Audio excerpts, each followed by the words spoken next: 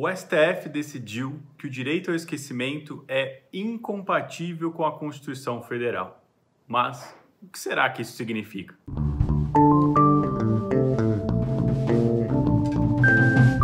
Bem-vindos ao Amigos da Corte, o programa do ITS que discute os temas ali analisados nos tribunais sobre direito e tecnologia. Essa temporada vai ser composta de 4 episódios, então já ativa o sininho para você ficar ligado nos próximos lançamentos. No dia de hoje, a gente vai discutir a decisão do STF emitida em fevereiro de 2021 sobre o direito ao esquecimento. Esse caso ficou conhecido como caso Aida Cury. Anota aí que é o recurso extraordinário número 10.10.606. Esse caso, na verdade, ele se trata de fatos veiculados na televisão, mas a gente aqui vai analisar como esse caso repercute para os tribunais inferiores e pode aí trazer um debate também para o âmbito da internet. E por isso, hoje eu tô aqui com o Caio para a gente discutir esses assuntos, já que o Caio é especialista em direito ao esquecimento. Caio, explica um pouco pra gente como é que se deu essa dinâmica dessa decisão do STF. Pois é, Pri, o caso envolve a TV Globo e a veiculação de um programa em 2004 de fatos criminosos da década de 50, então fato realmente antigo.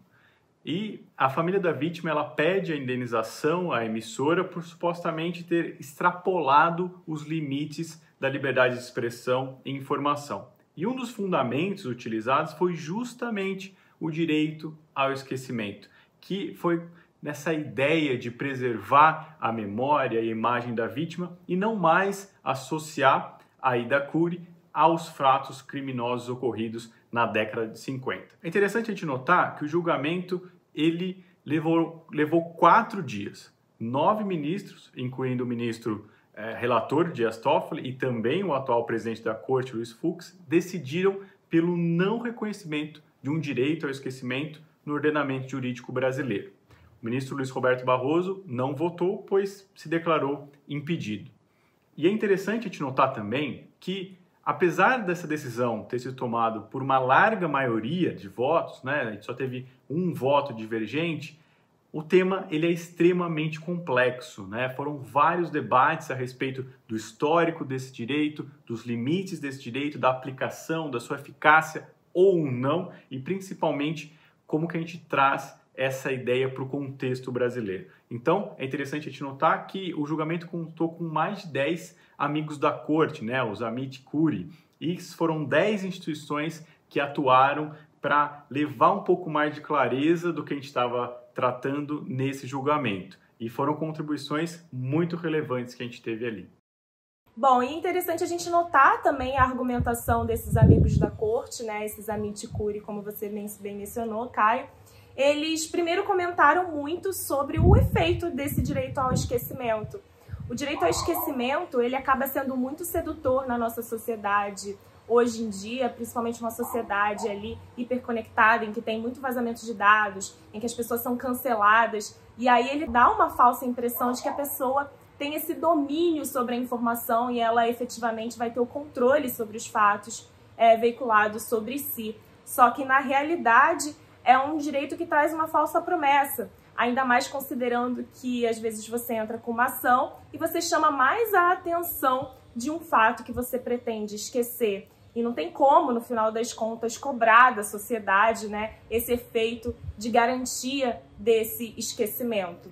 Além disso, os Amit Cury ressaltaram que a nossa sociedade, muito marcada, principalmente na Constituição de 88, por esse processo de redemocratização, é muito importante a garantia, né, de um processo de informação, garantir o direito à informação, e aí tem sempre o medo de usar esse direito ao esquecimento para trazer um pouco de censura social. E é muito importante a gente lembrar, né, que quando a gente fala em direito ao esquecimento, a gente está diante de um conflito entre 2 princípios constitucionais. Então, de um lado estão direitos da personalidade de quem pleiteia e de outro, liberdade de informação, liberdade de expressão de quem quer manter essa informação sendo veiculada, né? Também é importante lembrar que o direito ao esquecimento, ele assim conceituado, principalmente por essa decisão, fala da veiculação de fatos verdadeiros, né? Ou seja, que tramitaram de forma lícita, de forma obtida por meios lícitos. E então, nesse ponto, o ministro Dias Toffoli traz um argumento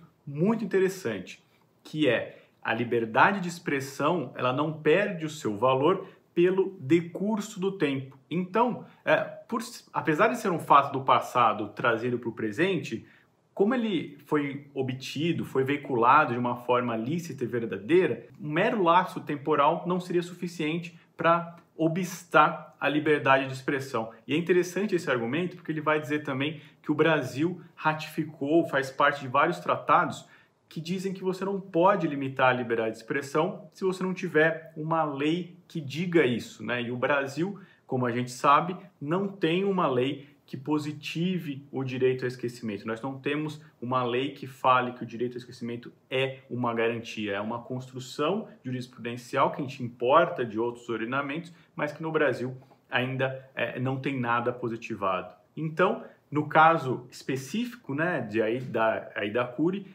o relator relembra também que, apesar dessa ser uma tragédia familiar, o programa teria cumprido o seu papel jornalístico de relatar os fatos, inclusive chama a atenção também para questionamentos sociológicos e jurídicos. E por isso, né, sobre todos esses argumentos, que se entendeu pelo não reconhecimento de um direito ao esquecimento no Brasil. E é interessante observar exatamente isso, Caio, que o fundamento da decisão de 9-1, né, pelo não reconhecimento do direito ao esquecimento do ordenamento, ela passa, então, pela falta de positivação desse direito no ordenamento jurídico e por essa questão de se tratar, né, de fatos verídicos, legítimos e tentar que se retire essa informação de meios de comunicação, sejam eles digitais ou analógicos.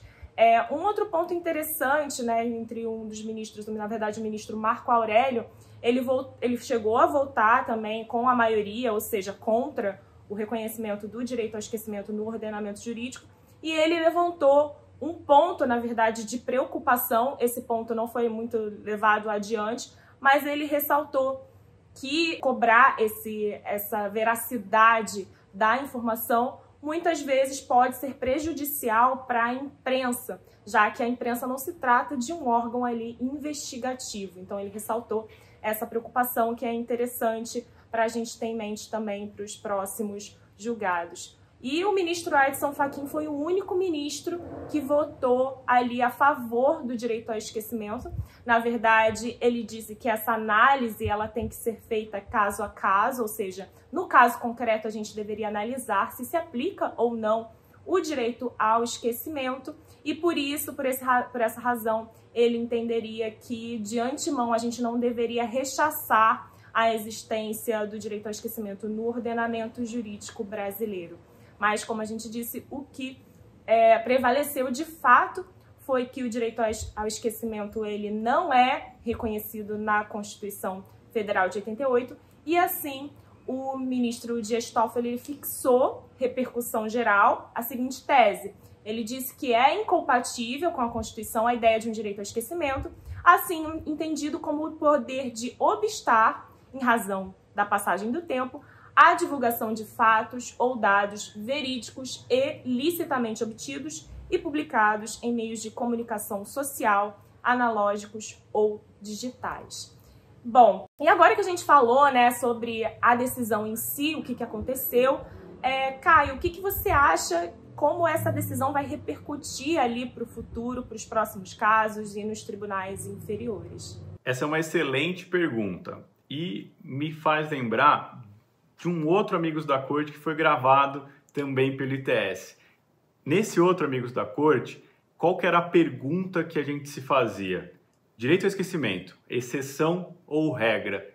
E a gente estudou também, né, que vários tribunais repercutiram esse direito ao esquecimento importado da Europa para uma série de decisões e aplicando esse direito de uma forma que está completamente divorciada da realidade. Então, por isso que a gente tinha essa preocupação da exceção virar a regra. Com o voto do STF, a gente percebe que o tom que se dá né, a diretriz que se dá para análise desse tema é que o direito ao esquecimento realmente deve ser a exceção e não a regra, ou seja, a remoção de informações, de notícias, de fatos lícitos, verídicos do passado deve ser a exceção e não a regra. Então, eu acho que a principal tônica, a principal lição que a gente pode ter dessa decisão é justamente isso, né? Que a aplicação desse direito deve ser a exceção. Isso faz com que a gente eleve um pouco o debate a respeito dos estudos que a gente tem sobre esse tema e que a gente pare de pensar que o direito ao esquecimento é aplicável para toda e qualquer coisa. Há muitas pessoas que confundem direito ao esquecimento com eliminação de dados pessoais, prevista na LGPD, ou desindexação dos mecanismos de busca. E não, o ministro Dias Toffoli limita muito bem o que é direito ao esquecimento, dizendo que é a remoção de fatos lícitos, verídicos do passado, né? Do passado que são trazidos para o presente. Então, na minha visão, a principal contribuição dessa decisão é fazer com que a gente entenda que é um caso de exceção e não a regra. Obrigada, Caio. Bom, gente, por hoje é só, a gente fica por aqui. Deixa aí nos comentários o que você achou sobre essa decisão do STF. E também, se você quer ver algum tema específico, alguma decisão que tenha te chamado a atenção e você queira ver aqui no Amigos da Corte, deixa aí nos comentários também. Quem sabe ela não aparece nos próximos vídeos. E, novamente, aproveite aí para curtir esse vídeo, compartilhar com os amigos e nos vemos nos próximos episódios do Amigos da Corte. Tchau, tchau! Tchau, tchau!